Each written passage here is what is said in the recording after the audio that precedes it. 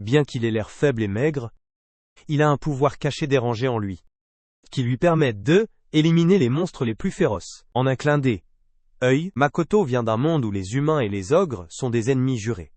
Mais l'humanité dans son ensemble est si faible contre eux, que tout ce qu'ils peuvent faire est de se cacher dans leur ville fortifiée, quand les monstres viennent attaquer. Cependant cela ne s'applique pas à Makoto, qui voyage librement sans crainte, grâce à sa carrure de dormeur. Donc, en voyageant dans l'un de ses voyages, il arrive dans le royaume d'Aldraki, et tombe immédiatement sur une fille nommée Sally, qui fuit les gardes royaux. Elle est la princesse du royaume, et est déterminée à partir en voyage pour découvrir le monde. Sally demande son aide. Alors Makoto redirige les gardes vers une autre partie de la ville. Pendant qu'elle se cache, la princesse sort quand la côte est dégagée, et se présente. Elle apprend que Makoto est un voyageur, et l'emmène dans sa boulangerie préférée, pour le remercier de son aide. Makoto se rend compte qu'elle est aimée des gens. Il n'a jamais vu une princesse marcher dans les rues sans escorte. Dans tous les pays qu'il a visités, Sally a une phobie du poulpe. Alors elle s'enfuit en hurlant quand elle en voit se faire vendre. Cela laisse Makoto perplexe. Plus tard dans la soirée, Sally amène Makoto au château pour le dîner. Il est abasourdi par la propagation devant lui. La princesse veut qu'il montre sa gratitude pour la nourriture. En lui racontant ses aventures, elle avoue son souhait de partir en voyage. Mais Makoto lui fait savoir qu'elle vit dans un bon royaume. L'endroit est paisible, la nourriture est abondante, et les gens sont bons. Sally en est consciente, mais elle ne peut pas supporter de vivre sa vie avec les mêmes expériences banales. Elle s'excuse, et donne à Makoto la permission de rester dans le château. Mais elle veut entendre parler de son voyage. Le lendemain, juste à l'extérieur de la ville, Yaki et une bande d'ogres ont jeté les yeux sur le royaume. Le jour se lève quand Sally fait irruption dans la chambre de Makoto. Elle est stupéfaite d'apprendre que le voyageur est un garçon, parce qu'elle pense qu'il est plus beau qu'elle. Il se promène plus tard dans le royaume, et Sally est sûre que les monstres du monde extérieur ne peuvent pas être si dangereux si un maigre, faible comme Makoto peut voyager en solo. Elle lui demande même de lui permettre de le rejoindre. Il sourit à ses commentaires, il informe que son voyage est plusieurs fois plus dangereux que la moyenne. Makoto l'avertit qu'il pourrait devoir l'abandonner, ou qu'elle pourrait rencontrer sa disparition. Mais il le joue comme une blague, quand la fille est un peu surprise. Pendant cet intervalle, Yaki obtient une audience avec le roi d'Aldrark. Il s'expose comme un ogre, en affichant ses cornes, avant de dire au roi qu'ils sont venus prendre le relais. Les ogres ont déjà détruit la nation voisine. Yaki propose un accord, où le royaume d'Aldraki sacrifie 30 personnes par mois. En échange de ne pas être anéanti, l'un des gardes tente d'attaquer Yaki, après avoir entendu la proposition, mais sa tête se fait sauter comme un raisin. L'ogre part sur cette note, mais sa confiance se transforme rapidement en peur. Quand il aperçoit Makoto se promener, il décide d'abandonner le plan, et s'enfuit. Mais malheureusement pour lui, Makoto a vu l'ogre, et un regard sinistre se voit sur son visage. Il poursuit sa cible, alors que Sally est distraite par l'agitation causée par les gardes. Elle va voir son père, qui lui donne enfin la permission de poursuivre son voyage. Le mot leur parvient qu'un groupe d'ogres est à l'extérieur de la ville. Les yeux de Sally brillent, dès qu'elle voit les monstres. Son corps est chaud et elle a envie de regarder de plus près. Tout le temps, Yaki rejoint ses compagnons et les informe qu'ils devraient fuir. Immédiatement, il révèle que Makoto a anéanti ses compagnons précédents, et qu'il est actuellement en ville. Ils n'ont aucune chance contre le voyageur, mais avant qu'il ne puisse terminer son explication, Makoto se tient juste devant eux, et la princesse se joint peu de temps après. Yaki évacue rapidement mais une brute ogre veut se battre. Il attaque, mais Makoto lui coupe rapidement la main. Le voyageur enfile un bandeau de pêche alors que ses pouvoirs s'activent. La pupille dans ses yeux a également pris la même forme que le fruit. Sally regarde avec consternation, alors qu'un joyeux Makoto coupe sans pitié le... Il finit la brute en enlevant sa tête, tout en déclarant qu'il n'est qu'un voyageur insignifiant, qui chasse les ogres. Le compagnon chien de Makoto sort avec son sac. Après le passage à tabac, il nettoie et part pour le prochain royaume. Sally veut en savoir plus sur Makoto et essaye de le suivre. Mais elle tombe à genoux à la vue des ogres péris. Un mois passe, et la princesse rêve toujours de ce jour. Cette rencontre l'a transformée. Alors elle va revoir son père. Elle lui dit qu'elle part en voyage, et se coupe les cheveux devant lui.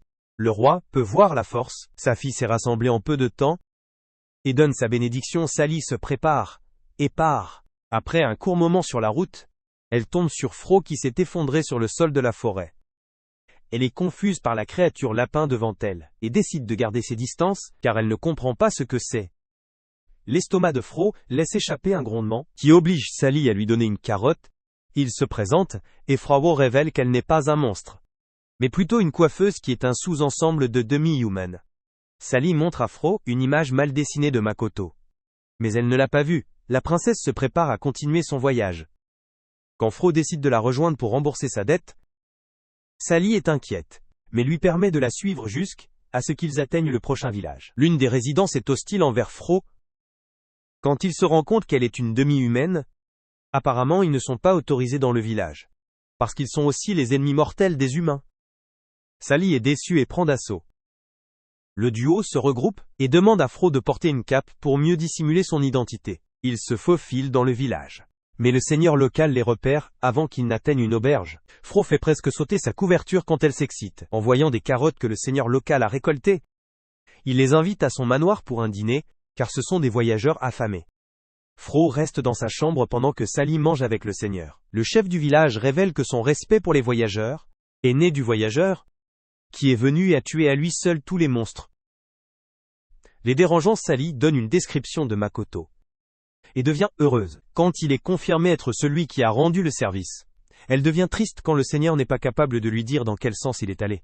Sa tristesse s'aggrave quand elle apprend qu'il pense aussi aux humains. Sally est confuse par leur hostilité, parce qu'elle ne ressent aucun mal de Fro. Le lendemain matin, elle est réveillée par les cris des villageois. Parce qu'un ogre de type animal a attaqué, elle se précipite et a la même réaction physiologique à la créature, qui la paralyse pendant un moment. Fro entre avec 2 coups de pied dévastateurs pour sauver Sally, mais elle s'expose dans le processus. Sally la remercie pour son aide. Cependant, les villageois ne sont pas si reconnaissants. La princesse est abasourdie par leur comportement hostile. Bien qu'elle vienne être sauvée par l'humain, le seigneur local s'en fiche et leur ordonne de partir, mais il est décontenancé quand Fro le remercie formellement pour les carottes. Sally espère que ce petit geste changera certaines de leurs opinions négatives. Des demi-humains, le duo est arrêté par Othorn, juste à l'extérieur du village. Il est le commandant de nuit du royaume de Rindaral. Il a été témoin de l'incident, et veut les interroger. Sally et Fro sont menottés et emprisonnés à leur arrivée. Othorn les rejoint plus tard, et s'excuse pour l'emprisonnement. Mais elles étaient un peu inquiètes depuis qu'elle était avec un demi-humain. Il les libère et se présente.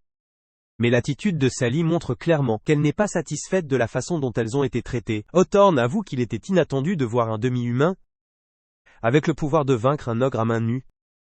Le commandant avait aussi l'habitude de voir les demi-humains comme des monstres. Cependant, il sait que Fro a bon cœur. Après l'avoir vu se battre pour protéger Sally, et saluant le seigneur local, il donne au lapin un coup de poing de reconnaissance.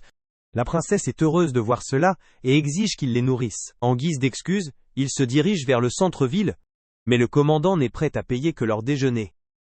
La phobie du poulpe de Sally se déclenche à nouveau lorsqu'elle les voit vendus.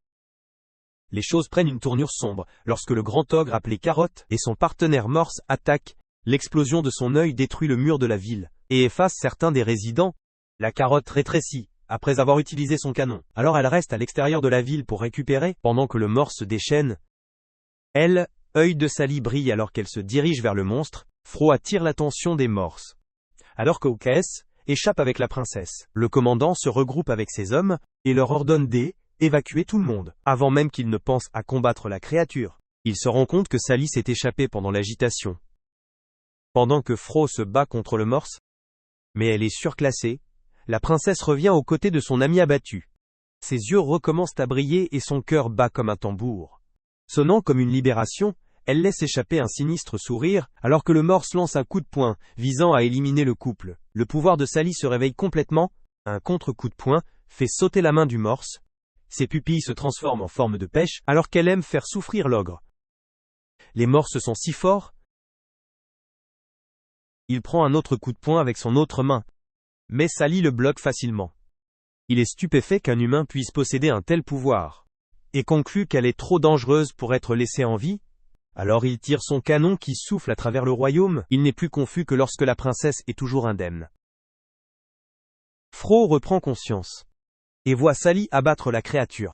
avec une seule tranche de sa petite épée. Le morse est incrédule qu'un haut ogre, comme lui, ait été vaincu par un humain. Sally s'effondre dès que la créature rencontre sa disparition.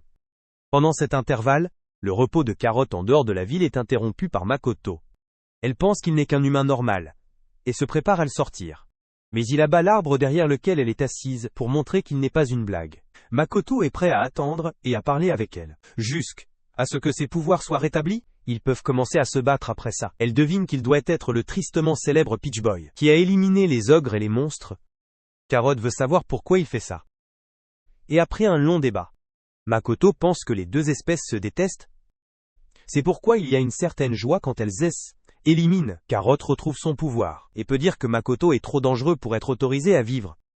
Elle déploie des globes oculaires, et en envoie un, pour appeler des renforts, mais Peach Boy les éteint en utilisant une grève d'énergie. Il épingle en poignardant son pied, et se moque de la carotte pour tirer son canon, en promettant qu'il ne bougera pas. Elle prend l'appât et le tire. Mais cela ne lui fait rien. Elle rétrécit à nouveau, la laissant sans défense. Makoto se voit plus jeune quand il la voit dans cet état. Donc au lieu de l'éliminer, il prend son pouvoir, en détruisant son œil et sa corne. Cela la rend effectivement aussi inoffensive qu'une humaine. Il pense qu'elle sera rejetée des deux côtés. Ce qui est pire que la mort, le compagnon de Makoto peut parler, et l'appelle sur ses mensonges. Le chien sait que Peach Boy a épargné la carotte. Parce qu'il s'est vu en elle, le chien l'informe également qu'il capte l'odeur de Sally.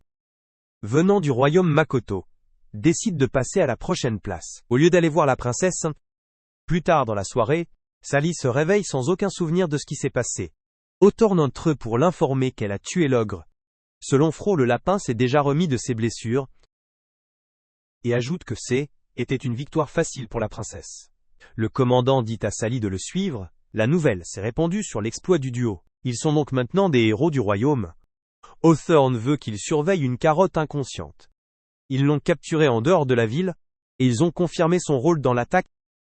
Sally est contre qu'il l'exécute avant qu'elle ne se réveille. Hawthorne est d'accord et a retardé l'exécution jusqu'à ce qu'elle se réveille. Il veut que le duo la garde jusque-là. Dès qu'il part, Fro informe Sally que leur prisonnière est déjà réveillée. Carotte s'assoit et confirme son identité, mais essaye de les attaquer, mais elle est si faible que le coup de poing ne fait rien à Fro. La princesse trouve ces luttes mignonnes. Carotte se rend compte que la source de ses pouvoirs d'ogre a été détruite. Elle appelle le nom de Makoto, alors qu'elle se demande pourquoi il l'a laissé vivre. Sally demande à savoir ce qui s'est passé entre eux. La princesse est heureuse de savoir qu'il est à proximité. Après avoir entendu l'histoire, elle remercie Carotte pour l'information, et lui conseille de garder ses origines d'ogre secrètes. Sinon ils l'exécuteront. Carotte ne craint pas cette idée. Puisqu'elle a perdu son pouvoir, Sally décide de la faire sortir et de l'emmener avec eux. Après avoir vu le désespoir dans ses yeux, Fro fait tomber les portes de la cellule, et Carotte prend l'offre uniquement à des fins de survie, et elle précise qu'ils ne sont pas des compagnons. La nouvelle de évasion atteint Hawthorne, et il est stupéfait que Sally et Fro sont ceux qui mènent le jailbreak. Il les bloque au trou dans le mur, et essaye de les en dissuader, mais Fro décroche un coup de pied qui l'envoie dehors, alors qu'il court, devant une soudaine explosion de canon, déchire le royaume et le détruit. Hawthorne est épargné puisqu'il était juste à l'extérieur du mur. Le commandant tombe au sol sous le choc, alors que les autres sont confus par ce qui vient de se passer. Une carotte repère le haut ogre, nommé Somenki sur la colline, et pense qu'il doit être le renfort qu'elle a demandé. Plus tôt, l'ogre masqué le confirme, et révèle que d'autres ont été envoyés devant lui. Mais ils ont tous été éradiqués. Nous pouvons supposer que c'est Makoto qui les a abattus. Somenki a du mal à comprendre pourquoi la carotte et le morse ont trouvé si difficile de détruire un seul royaume. Il compte la carotte comme l'un des survivants humains. Elle est offensée par cela, mais il souligne comment elle a perdu ses pouvoirs. La rendant inutile, la carotte retombe dans le désespoir, après avoir été rappelée à sa réalité. Mais Sally intervient en déclarant que leur groupe l'accepte. La carotte n'arrive pas à croire que la princesse résisterait à un ogre aussi puissant que Somenki. Il entre pour l'attaquer quand il apprend qu'elle a vaincu le morse. Il est arrêté par Sumeragi, qui communique par télépathie. Le prêtre qui regarde le gars déclare que faire du mal à Sally aura des conséquences irritantes. Il dit à l'ogre masqué de revenir pour qu'il puisse expliquer. Alors Somenki se retire sans faire de mal aux survivants. Sally porte son attention sur Hawthorne, alors qu'elle s'assure qu'il va bien. Le commandant n'a toujours pas traité ce qui vient de se passer. et se demande si tout cela est un mauvais rêve. Une double gifle de Sally et une conversation avec Pep le ramènent à la réalité.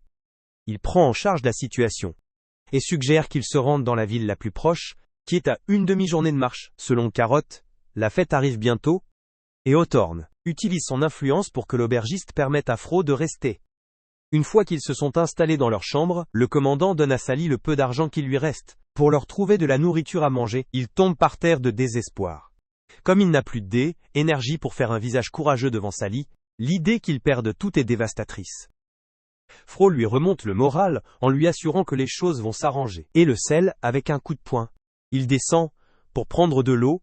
Carotte utilise ce temps seul pour interroger Fro sur sa relation étroite avec les humains. Le lapin révèle la discrimination à laquelle elle a été confrontée le long de la route, mais Sally a été la seule à l'avoir aidée.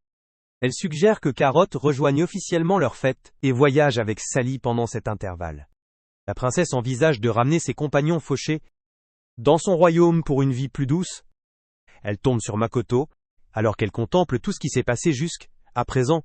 Il s'assit avec elle et lui complimente sa coupe de cheveux. Il peut voir qu'elle a vécu beaucoup de choses jusqu'à présent au cours de son voyage. Les principaux problèmes de Sally sont la discrimination et le mépris qui se produisent entre les différentes espèces. Makoto veut entendre sa réponse sur la façon dont elle pense qu'un enfant humain, dont les parents ont été éliminés par un demi-humain, devrait ressentir. Elle a froid quand elle entend Peach Boy dire qu'il détesterait les demi-humains et qu'il voudrait exterminer le responsable demi-humain avec toute l'espèce. Il plaisante en disant que était une situation hypothétique. Il discute de certaines des raisons du préjugé. Cela amène Sally à décider du but de son voyage. Elle veut montrer aux espèces qu'elles peuvent faire un peu de compromis pour rendre leur monde plus supportable. La princesse a la conviction de surmonter les défis qu'elle va affronter. Elle demande à Makoto de le rejoindre dans son voyage, mais il rejette son offre parce qu'il aime voyager seul. Ils espèrent tous les deux qu'ils continueront à se croiser. Au cours de leur voyage, Makoto part rapidement et ne regarde pas en arrière. Il informe le chien qu'il serait tenté d'accepter l'offre de Sally s'il ne sort pas de là. Pendant ce temps, Somenki arrive chez Sumeragi et mange l'un des petits humains comme collation. L'ogre masqué est abasourdi d'apprendre qu'il aurait été éliminé par la princesse. S'il ne reculait pas, il ne croit pas qu'un humain puisse le sortir. Le prêtre déclare que Sally a le potentiel de devenir aussi puissante qu'un coussin, ce qui est un niveau au-dessus d'un ogre élevé. Semki recule quand il apprend que sa retraite a été ordonnée par leur supérieur. Pendant tout ce temps, Hawthorne est choqué de rencontrer l'un de ces hommes nommé Barrett, à l'extérieur de l'auberge, qui a survécu à la destruction de leur royaume. Barrett déclare qu'il gardait la bibliothèque quand une dame cagoulée est sortie et l'a transportée dans la forêt. Juste avant l'effacement, Hawthorne est sûr que était Winnie, qui est la sorcière de la forêt occidentale. Sally exprime son souhait de rencontrer la sorcière. Quand elle apprend que Hawthorne la connaît, Winnie regarde la fête à travers sa boule de cristal et prépare pour eux. La Carotte affronte plus tard Sumeragi, qui s'attarde. Le prêtre veut qu'elle continue à voyager avec son groupe et lui signaler qu'elle peut toujours utiliser sa technique oculaire. Alors il s'attend à ce qu'elle envoie un œil avec des informations si quelque chose arrive. Il envoie plus tard une de ses subordonnées nommée Milia sur une mission basée sur ce qu'il a appris. La fête arrive aussi chez la sorcière. Et Sally est étonnée de sa taille.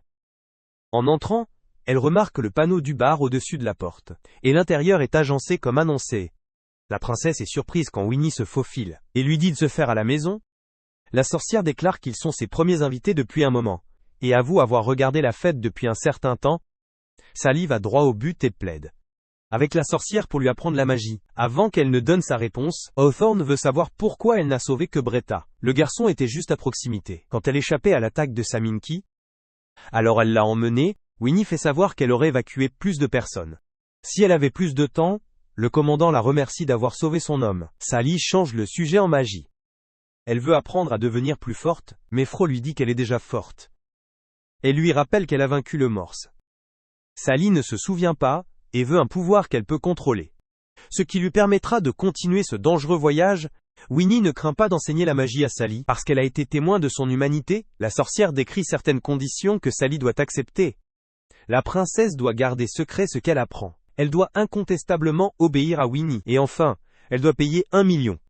Tout le monde dans son monde peut utiliser la magie avec le bon professeur. Cela facilite les abus. Donc ces règles sont une garantie. Le parti n'a pas ce genre d'argent, mais Winnie est prête à accepter ce qu'ils ont.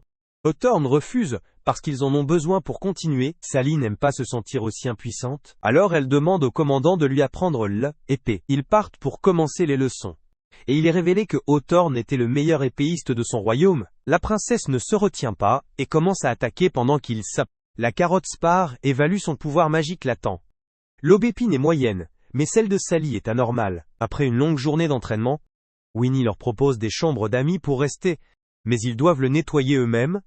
Elle tire le commandant sur le côté, pendant que les autres vont nettoyer la pièce, et lui montre comment Sally a vaincu le morse, et le pouvoir qu'elle possède. Plus tard dans la nuit, il est révélé que Fro et Winnie sont de vieux amis. La sorcière est surprise que Fro ait mis de côté son pouvoir, et pris l'apparence d'un coiffeur. Winnie ne juge pas sa décision, et a même fait d'elle un maillet de remplacement. Fro demande à la sorcière d'enseigner la magie à Sally. Elle est d'accord mais veut le paiement plus tard. La princesse est ravie d'apprendre qu'elle va apprendre la magie le lendemain, et est consciente qu'elle devra payer quand elle reçoit l'argent. Sally est chargée de courir pour développer son endurance. Puisque la magie en draine une grande partie, la princesse continue le jogging à contre-cœur. Montre Carotte sur confus, parce qu'elle est sûre qu'une sorcière au niveau de Winnie devrait être capable de détecter l'immense pouvoir de Sally. On dit ensuite à la princesse de s'entraîner contre Hawthorne juste après la course. Le combat se terminera quand elle pourra le frapper. Il promet de ne pas lever la main contre elle pendant le combat.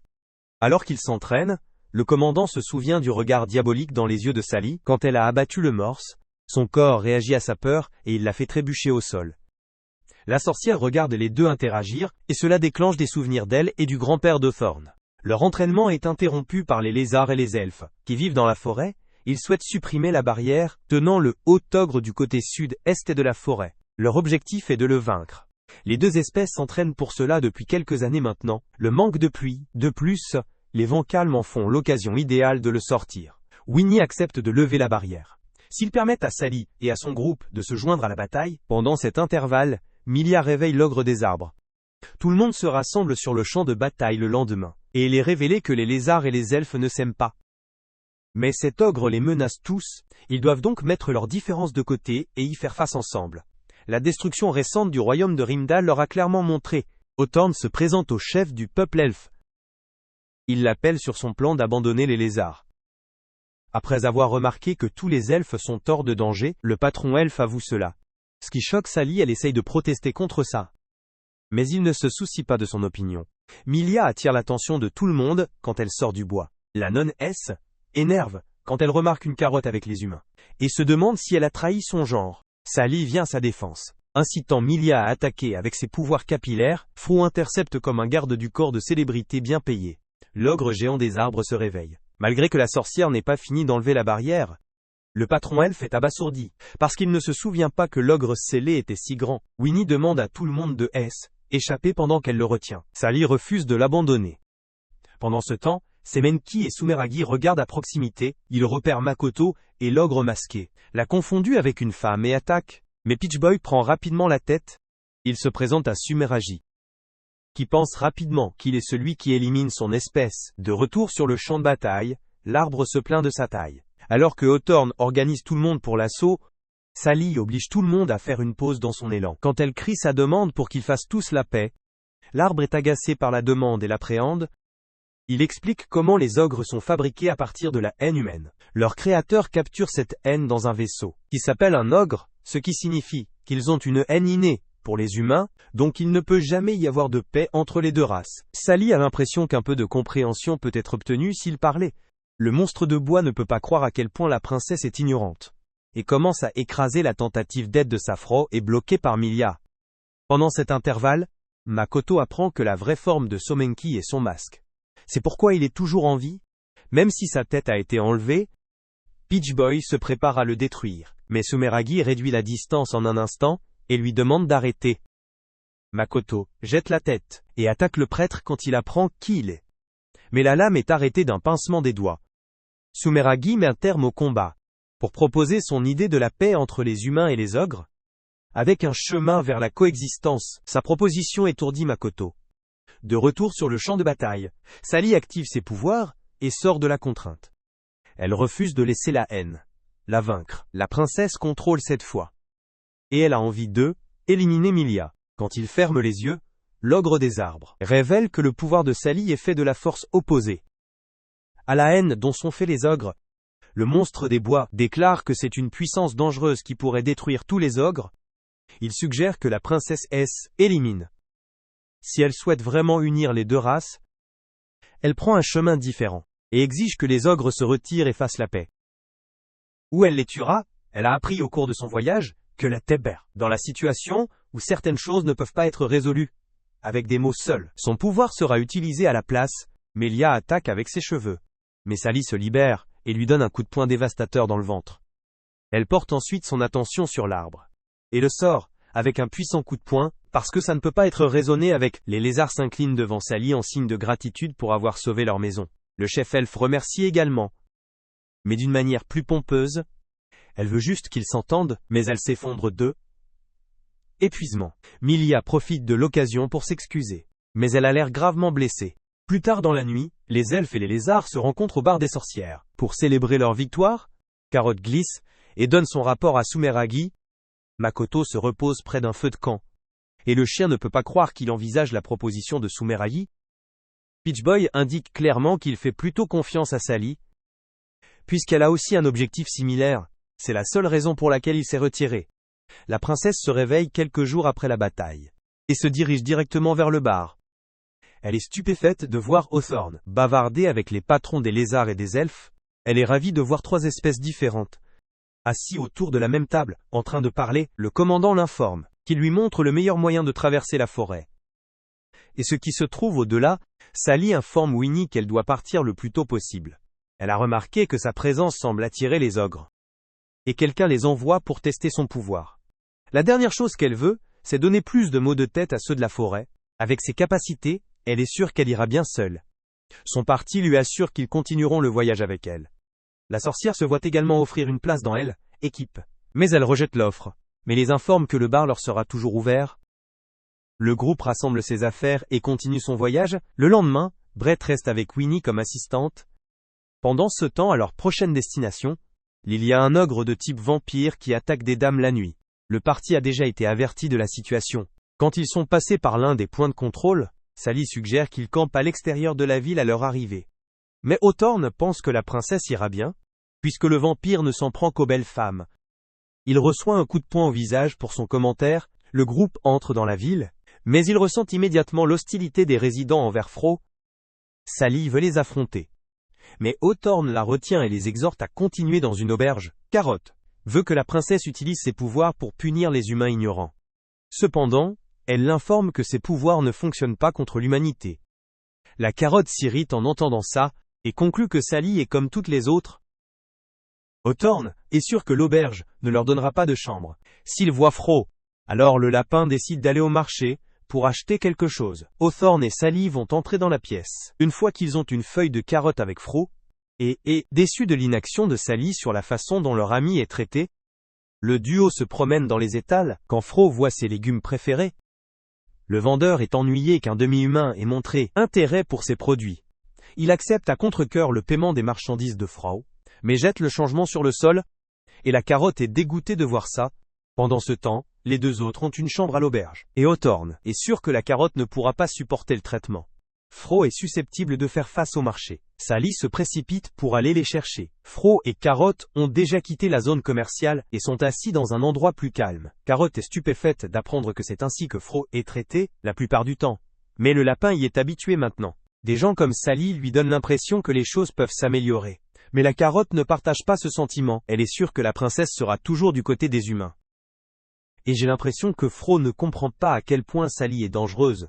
La carotte prend d'assaut et devient encore plus agacée. Quand elle entend certains des habitants parler mal du lapin, elle connaît l'identité du vampire qui terrorise la ville. Et le traque en espérant qu'il éliminera tout le monde dans la ville. Pour elle, c'est aussi un grand ogre. Carotte lui explique comment elle a perdu son pouvoir. Le vampire est ravi d'apprendre que des humains aussi forts ont émergé. Il se demande comment Sally aurait le goût. Carotte veut seulement qu'il anéantisse la ville. Le vampire espère qu'elle ne veut pas qu'il épargne Sally. Puisqu'elle est aussi une humaine, le suceur de sang a l'impression que la princesse est une menace pour le genre ogre, donc elle doit être sortie. Carotte n'est pas à l'aise avec la mort de Sally. Fro interrompt la discussion et essaye d'empêcher le vampire de s'en prendre à la princesse. Ses attaques ne mettent pas en phase le suceur de sang. Il la mord avec désinvolture et la fait exploser avec son canon. Sally peut sentir l'ogre à proximité et arrive juste à temps pour voir la partie supérieure de Fro manquante. La princesse se précipite et décroche un coup de poing qui fait beaucoup de dégâts au vampire. Il contre avec un pic de sang. Mais ça ne marche pas sur Sally, puisque son corps résiste au pouvoir des ogres. Le suceur de sang utilise son sang sur ses vêtements et la lie au sol. Sally se brise le haut du corps. Mais ses jambes sont toujours restreintes. Le vampire se rapproche pour l'achever, mais la carotte lui tire dessus. Et refuse de laisser un autre compagnon faire face à leur disparition. Le monstre prépare une énorme boule de sang, dans l'espoir d'éliminer les deux dames, avec, pendant ce temps, Frau se retrouve au paradis. L'ange Atla est surpris de la voir. Et de leur conversation, il semble que ce ne soit pas la première fois de Fro là. Le lapin demande à être ressuscité. Et veut utiliser une partie de son pouvoir. Cette fois, Atla craint que son corps ne puisse pas y résister. Fro n'en a besoin que pour décrocher un coup. Alors Atla exauce son souhait, le lapin revient au monde alors que son corps se régénère. Avec l'activation de son pouvoir, ce qui choque tout le monde, les yeux de Fro deviennent rouges. Une aura sombre engloutit sa main tout en créant des ailes. Le vampire note que le sang de Fro n'avait pas le goût des cheveux. Le lapin ne perd pas de temps, alors qu'elle annule la boule de sang, et atterrit un coup, qui fait un trou dans la poitrine du vampire. Elle s'effondre par la suite pendant ce temps. Le suceur de sang révèle qu'il a aimé un humain dans le passé. Mais il a perdu le contrôle une nuit et l'a éliminé. Il vit dans le désespoir depuis lors. Il souhaite perdre ses pouvoirs, comme la carotte l'a fait. Pour qu'il puisse être avec son amour, il est prêt à mourir et à la retrouver. Avec son dernier souffle, il souhaite une longue vie à la carotte. Alors qu'ils partent avec un froncement de sourcils inconscient, le jour se lève et elle se réveille à la fin toujours sous sa forme étrange. Atla est à ses côtés, et lui assure qu'elle n'a plus rencontré sa disparition. L'ange lui dit que les filles sont allées lui chercher de la nourriture, et Hawthorne est de garde à l'extérieur de la pièce. Fro était heureuse d'apprendre que ses compagnons n'étaient pas hostiles. Pour voir sa forme actuelle, Atla ne pense pas qu'elle durera longtemps dans le monde en ressemblant à ça, alors elle retire le pouvoir, ce qui la ramène à la normale. L'ange est parti au moment où Hawthorne vient la voir. Après avoir entendu leur voix, pendant ce temps, Carotte utilise son temps seul avec Sally. Pour la confronter à l'utilisation de ses pouvoirs uniquement sur les ogres, cela conduit à une dispute devant le vendeur de légumes, qui a publiquement humilié Fro la veille. Il reconnaît la carotte, et continue une diatribe préjugée sur la dangerosité des demi-humains. Sally n'hésite pas. Et la somme pour avoir mal parlé de son compagnon. Carotte comprend maintenant le genre d'humain qu'est Sally, et ne pense plus qu'elle est hypocrite. Elle se souvient des autres instances, où la princesse a défendu les ogres qui étaient dans le besoin. Carotte accepte également son propre statut de personne qui n'est pas un ogre, ou un humain, dans cet intervalle. Atla tombe sur elle, âme du vampire, et il regarde son corps se faire brûler par les résidents. Les gens célèbrent la défaite du monstre. L'ange l'envoie dans le monde des esprits, une fois le spectacle terminé. De retour à l'auberge, la fête est heureuse de voir que Fro va bien. Les autres remarquent que Karat a changé et semble plus libre. Le parti utilise ce temps d'arrêt pour plaisanter. Un peu plus tard dans la nuit, Makoto passe par la route arrière. Puisque c'est le chemin le plus court vers la prochaine ville, le chien est sûr qu'il utilise ce chemin dans l'espoir de rencontrer un danger. Pendant qu'il parle, Peach Boy remarque que quelqu'un le suit. Il confronte la personne et trouve une Milia effrayée. Il installe le camp, mais la nonne a peur de s'approcher du gars brandissant l'épée. Et son chien qui parle, sa faim l'oblige à les rejoindre. Makoto lui donne un bol de soupe, et ils échangent des plaisanteries. Comme ils mangent, Peach Boy se prépare à éliminer dès qu'elle va dormir. Depuis qu'il sait qu'elle est un ogre, le chien remet en question ses actions. Parce qu'il est clair que Milia a perdu la mémoire, Makoto s'en fiche et lève même sa lame sur le chien. Mais ça mord l'arme. Un avertissement sévère sur le fait de déshonorer son nom sort Makoto de sa frénésie. Comme l'image d'un homme clignote dans son esprit, il s'excuse auprès du chien et se repose. Il continue le lendemain. Une rencontre avec des ogres de type bête. Ce que Makoto traite avec Milia s'excuse d'être inutile. Parce qu'il doit se battre tout en la protégeant, les notes du chien qu'il y a entre 10 et 20 créatures qui rôdent encore. La discussion sur les ogres force Milia à avoir un flashback du monstre des arbres, ce qui lui donne mal à la tête. Le trio se fraye un chemin à travers le danger, et peut voir les portes de la ville devant eux. Makoto suggère à Milia d'aller dans une église quand ils arrivent en ville. Comme elle est religieuse, cela pourrait déclencher un souvenir. Leur conversation est interrompue par un ogre de niveau intermédiaire sans nom. Il a reçu l'ordre de capturer Milia. Mais elle est confuse par toute la situation. Makoto informe Monsieur Mid que la religieuse a perdu la mémoire. Mais cela ne fait qu'ennuyer l'ogre. Milia retrouve ses souvenirs. Alors qu'il décrit son échec lors de la dernière bataille, elle est furieuse qu'un sans nom la défie. Il réduit rapidement la distance et la coupe. Makoto ne craint pas que deux ogresses éliminent. Maintenant que la dame a ses souvenirs, elle est gravement blessée et sait qu'elle ne peut pas vaincre Monsieur Mid. Alors elle décide de retirer sa corne. Depuis qu'elle n'est plus un ogre, elle exige que Makoto aide une religieuse dans le besoin. Elle s'effondre à cause de la perte de sang et regrette de ne pas avoir pu revoir Sally pour qu'elle puisse la gronder. Milia se réveille plus tard en criant être sauvée. Peach Boy l'informe qu'il a déjà. Elle se retrouve bandée. Il lui dit que Monsieur Mid s'est rendu compte qu'il était surpassé et s'est retiré. Milia sourit et le remercie de l'avoir sauvé. Elle veut le rejoindre dans son voyage, et est abasourdie d'apprendre qu'il n'est pas une fille. Peu de temps après, la fête se retrouve également dans la ville voisine. Et Hawthorne entre dans le tournoi d'arts martiaux qui s'y tient. Le commandant gagne même son premier combat avec facilité. Mais les dames lui donnent un faible applaudissement. Il est un peu agacé quand il réalise qu'ils ne resteront pas pour regarder ses autres matchs. Carotte pense qu'il le fait pour le grand prix de 300 pièces d'or. Cependant Fro la corrige, déclarant qu'il le fait à cause de son cœur galant. Il veut se tester et devenir plus fort. Sally coupe court à leur conversation quand elle aperçoit Makoto parmi la foule. Elle le rattrape et il lui donne de l'eau pour étancher sa soif. Il s'excuse pour la boisson bon marché, mais c'est tout ce qu'il peut se permettre pour l'instant. Milia est une grosse mangeuse et l'a mis en faillite avec ses gros repas. Sally est sûr qu'il gagnerait le tournoi s'il entrait. Il est révélé que Milia est celle qui participe. Alors qu'elle est montrée en train d'assommer son adversaire, elle est un peu déçue de voir à quel point elle est devenue plus faible. Sans son pouvoir ogre plus tard dans la nuit, Monsieur Mid s'incline et demande pardon à Sumeragi, puisqu'il n'a pas pu ramener Milia comme ordonné. Le prêtre comprend qu'il a dû reculer étant donné le match.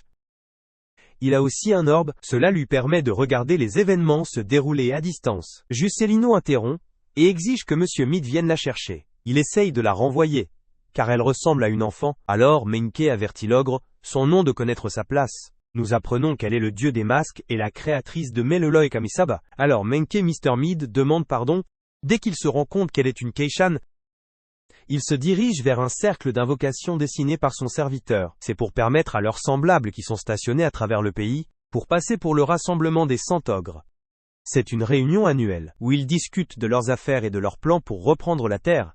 Sumeragi va droit au but, et montre une carte illustrant la superficie de terre qu'ils ont perdue récemment. Les autres ont remarqué qu'il y a moins de hauts ogres dans le rassemblement. Cette année Yaki révèle que c'est le travail de Peach Boy. Ils sont tous stupéfaits d'apprendre qu'un seul humain a fait tant de dégâts à l'ogre. Le gentil Yaki confirme la force de Peach Boy et le place au-dessus de la puissance d'une armée humaine. Sumeragi répertorie tous les hauts ogres qui ont été éliminés par lui. Todoroki fait un pas en avant. Il veut savoir pourquoi le prêtre attise la peur chez les autres. Si, inutilement, il aurait pu suggérer qu'ils travaillent ensemble pour vaincre la menace. Sumeragi sort la tête de sa mantille et révèle qu'il a été sorti avec une tranche. Il n'a pas suggéré qu'ils se regroupent pour combattre Peach Boy. Parce que ça ne sera pas efficace contre lui, le prêtre dit à Todoroki, cette carotte a été l'une des victimes de Peach Boy. Le garçon laisse échapper un éclair par colère parce qu'il l'aimait. Il promet d'éliminer Makoto de sa propre main et prend d'assaut. Leur réunion touche à sa fin. Joselino rend Somenki à un masque. Quand tout le monde se disperse, elle s'intéresse à l'objectif de Sumeragi et est prête à aider. Monsieur Mid remarque le sourire du prêtre et ne pense pas qu'il travaille pour le bien des humains ou des ogres. Mais il a plutôt un autre objectif. Les pauses dans la ville. Et Juscelino tombe sur Hawthorne, qui se prépare pour la prochaine série de combats. Elle est venue voir si les ogres peuvent s'entendre avec les humains. Les deux ont une belle conversation. Et elle veut être amie avec lui. Il lui explique comment fonctionne l'amitié, ce qu'elle trouve amusant. Leur interaction se termine quand elle retrouve le prêtre. Il lui suggère d'aller l'encourager dans son prochain combat.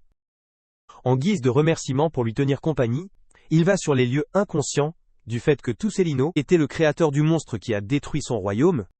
Milia se prépare aussi, mais elle est déçue d'apprendre que Makoto ne regardera pas. Mais il lui souhaite le meilleur. Pendant ce temps, le commandant se prépare pour son prochain match, et Joselino est là pour soutenir. Sally ne supporte pas le bruit, alors attend dehors où elle est rejointe par Sumeragi, qui a aussi le même sentiment. Le prêtre se présente et demande son aide, déclarant qu'il cherche aussi la paix entre les humains et les ogres. Makoto intervient et marche comme une vieille dame. Traverser le salon, il dit à Sally de éloigner de lui car il est un grand ogre. Sumeragi le confirme et déclare qu'il a un grand rang. Pouvoir et influence, il offre sa main à Sally. Dire que c'est la raison pour laquelle il peut faire de telles promesses. Avec le pouvoir de Sally, il est sûr qu'ils pourront réaliser leurs rêves. Makoto indique clairement qu'il ne permettrait jamais à un tel monde d'exister. Sa haine pour les ogres ne sera jamais éteinte. Il a juré de tuer tous les ogres existants. Peach Boy offre aussi sa main. Voulant qu'elle se joigne à lui pour exterminer tous les ogres, la princesse ne sait pas qui choisir. Après un moment d'indécision, elle s'approche et prend la main de Makoto. Bien qu'il ne soit pas d'accord avec son objectif extrême, elle espère pouvoir l'arrêter. Pendant qu'ils voyagent, Peach Boy retire sa main et dit qu'elle ne peut pas le choisir. Il s'enfuit alors l'air bouleversé. Sumeragi lui dit de le poursuivre et de découvrir sa motivation. La princesse rattrape, et Makoto s'excuse d'avoir fait une telle offre. Tout en étant consciente de son rêve de coexistence, Sally dit clairement qu'elle veut l'accompagner. Il laisse entendre que sa haine pour les ogres vient des pertes qu'il a subies. Par leurs mains, il ne peut s'empêcher de les éliminer quand il les rencontre. Il donne à Sally un regard sinistre quand elle demande ce qu'il ferait si elle se tenait contre lui. Une explosion au mur fait que tout le monde fait une pause. Les résidents paniquent et courent. Quand ils se rendent compte que c'est Todoroki et ses alliés, l'un d'eux dort. Mais ils l'ont rabaissé parce que personne ne peut lui faire de mal pendant qu'il dort. Les autres se dispersent pour semer le chaos pour attirer Peach Boy. La nouvelle de l'attaque se répand dans la ville, entraînant l'annulation du tournoi. Les gardes demandent la coopération des combattants. On leur offre une récompense de 500 en or pour la tête d'un ogre. Hawthorne devine déjà que les ennemis sont de haut niveau. De l'explosion, il sait qu'il ne peut pas vaincre de tels monstres. Et est sûr que Sally va s'en occuper. Le commandant sort toujours pour aider, et y est rejoint par un combattant qu'il a vaincu au tour précédent. Il est tristement zappé par Todoroki, qui révèle que l'attaque était censée éliminer Hawthorne aussi. Mais l'autre gars a pris tous les dégâts parce qu'il est si grand. Todoroki suppose que le commandant est Peach Boy. Il ne sait pas à qui Todoroki fait référence, mais il tire son épée, cherche à se venger de la disparition de son collègue. L'ogre tire un autre coup de foudre. Mais Hawthorne utilise son épée en métal pour attirer l'attaque, cela rend la lame inutilisable. Todoroki est impressionné par sa rapidité de réflexion, et prépare un autre assaut. Pendant ce temps, Sally essaye de comprendre ce qui se passe. Quand Sumeragi la rejoint à nouveau, elle le supplie d'ordonner aux ogres de se retirer. Mais il refuse parce qu'elle l'a rejeté. Il révèle également que Hawthorne fait face le plus fort des 4 ogres qui attaquent la ville. Le prêtre n'a pas l'intention de la laisser partir. Pour l'aider, Sally donne un coup de poing. Mais ça ne fait rien parce que ses pouvoirs ne se sont pas activés. Sumeragi décroche un coup dévastateur, alors qu'elle se demande s'il est un ogre. Il l'appelle pour s'appuyer sur un pouvoir inconnu. Dans cet intervalle, la carotte entend l'agitation, et vérifie la situation avec sa capacité oculaire. Elle est stupéfaite de voir les ogres. Elle informe Fro de la situation. Le lapin va aider Hawthorne. Pendant qu'elle va parler aux autres ogres pour essayer de les dénigrer, l'ogre oiseau aperçoit Fro et plonge sur elle. Mais elle parvient à bloquer. Elle essaye de contrer. Mais elle manque et se fait coincer. L'oiseau la frappe avec un canon à bout portant. Pendant ce temps, Carotte va affronter l'ogre armé depuis longtemps. Il rit quand il la voit, et révèle qu'on leur a dit qu'elle avait rencontré sa disparition. Alors Todoroki les a amenés à se venger. Carotte est sûre que l'attaque contre la ville s'arrêtera. Une fois qu'elle s'est montrée à Todoroki, le monstre armé ne veut pas qu'ils se rencontrent, et déclare qu'il va éliminer la carotte. Parce qu'elle est avec la faction de la coexistence, il étire comme un bootleg Luffy, et la frappe avec un coup de paume. Il est révélé que c'est le nom donné aux ogres, qui sympathisent avec l'objectif de Sumeragi de vivre avec les humains. Carotte essaye de riposter, mais ses attaques sont trop faibles. Elle ne peut bloquer que lorsque le bras long frappe. Pensez à passer à Hawthorne qui esquive la foudre. Il n'a qu'une épée en bois. Alors il court dans une ruelle pour se mettre à l'abri. Todoroki le suit, mais il est pris en embuscade. Quand le commandant le frappe avec épée d'entraînement, il tombe inconscient pendant un moment. Cela déclenche un flashback sur la façon dont la carotte lui a donné la casquette qui couvre sa corne. Todoroki se réveille livide, et libère toute sa puissance. Hawthorne sait qu'il n'a aucune chance.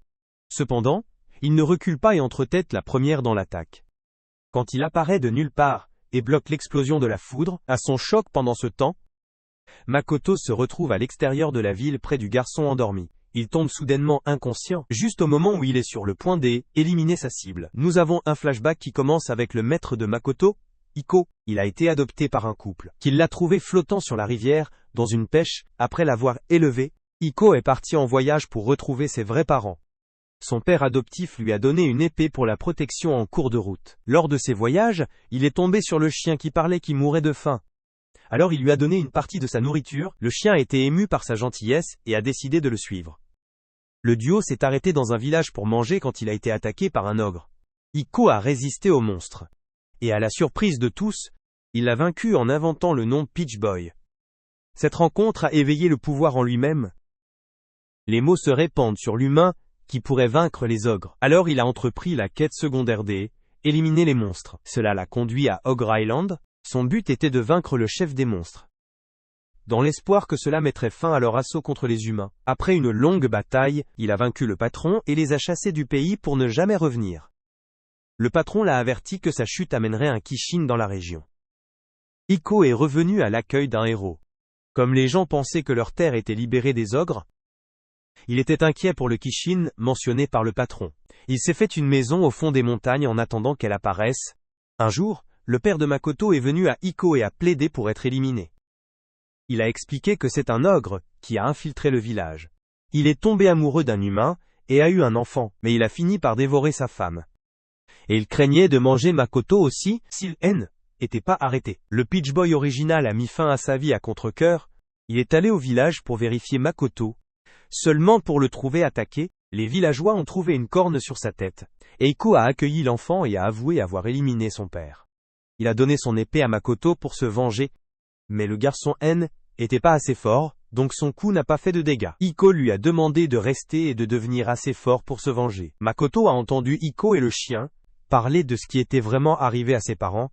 Le trio a vécu ensemble pendant un moment, sans incident, et Iko a enseigné à Makoto les compétences nécessaires pour survivre. Ils sont rapidement devenus comme des frères. Cependant leurs jours de bonheur ont pris fin lorsque Noberega, le dieu des lois, est apparu à peu près au même moment. Iko s'est présenté à nouveau pour que Makoto se venge. Mais le garçon a refusé car il savait la vérité. Le pouvoir de Iko l'a alerté de l'arrivée de la nuit. That night, il avait un cœur à cœur avec Makoto, et lui a fait promettre de sourire. Peu importe à quel point les choses devenaient difficiles. Makoto a plus tard eu le sentiment que quelque chose n'allait pas, et est sorti chercher Iko. Le chien a essayé de l'arrêter. Mais il l'a dépassé, pour rencontrer un Iko complètement vaincu. Nobara l'avait laissé sans bras ni jambes.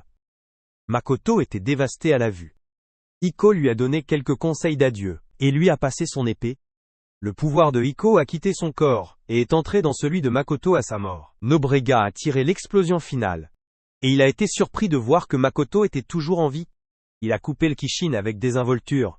L'activation de son pouvoir a fait pousser sa corne, mais il l'a cassée.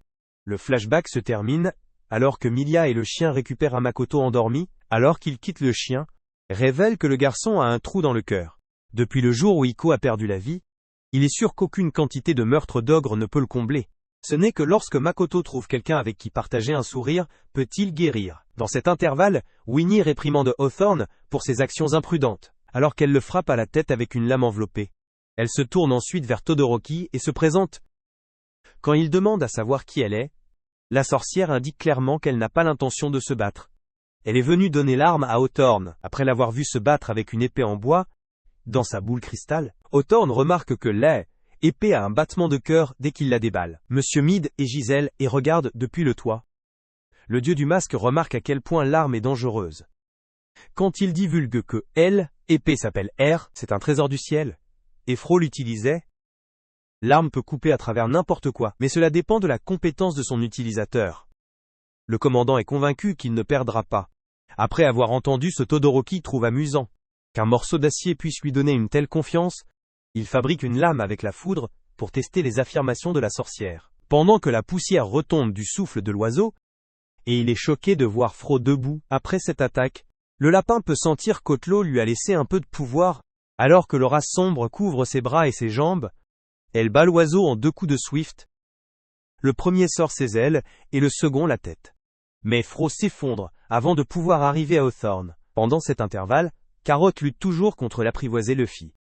Elle se retire dans une zone près du mur de la ville. Le monstre pense qu'il l'a dans une impasse, et attaque, mais elle esquive, faisant coincer sa main dans le mur. Tout cela faisait partie du plan de Carrot. Avec ses mouvements restreints, elle le frappe de toute sa puissance, ce qui le fait tomber, avant que la vie ne quitte le bras long. Il avoue que l'autre raison pour laquelle il voulait éliminer, était parce qu'il craignait que Todoroki la rejoigne. S'il savait qu'elle était vivante, il ne voulait pas le perdre, puisqu'il était le seul à l'avoir accepté. La carotte pleure en entendant cela. Sally est toujours détenue par Sumeragi. Mais il la laisse passer, quand il la voit résolue à sauver ses amis, indépendamment du fait que ses pouvoirs ne fonctionnent pas. Le prêtre voulait savoir quel genre de personne elle était. Compte tenu de la dangerosité de ses capacités, la princesse lui fait savoir qu'elle sera celle qui lui tendra la main. Une fois qu'elle aura compris les choses avec Makoto, Sumeragi se tient la tête de frustration alors que Sally s'enfuit. Hawthorne et Todoroki s'affrontent, et la lame du commandant sort. Sur le dessus, Todoroki regarde son cache de cornes, et se fait rappeler que la carotte l'a donné pour l'aider à contrôler ses pouvoirs. Avant cela, il était évité par tout le monde, parce qu'il a accidentellement électrocuté les gens avec juste une touche. L'idée de perdre la carotte le déclenche davantage, ce qui fait que sa foudre devient agressive. Todoroki tire sa dernière attaque.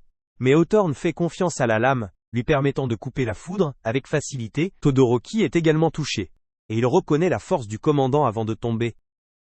Mr. Mid n'arrive pas à croire qu'un humain ait été aussi courageux. Contre un ennemi aussi puissant, Jusalian est une fangirl d'Hawthorne et l'appelle cool. Todoroki reprend conscience plus tard après avoir été sauvé par le parti, et commence à pleurer quand il apprend que la carotte est toujours en vie. Winthorn et Hawthorne ont leur moment ci-dessous. Sally and Winnie talk below. Le commandant avoue qu'il n'a pas dit à Todoroki qu'il était pas Peach Boy parce qu'il voulait éliminer. Son ressentiment pour les ogres est toujours là. Sally est blessée d'entendre cela, mais elle lui dit qu'ils peuvent trouver un moyen éteindre la haine. Sans combattre, la réponse de la princesse amuse Winnie. La sorcière suggère que la fête se rende vers l'est, où ils trouveront un pays appelé Legidia.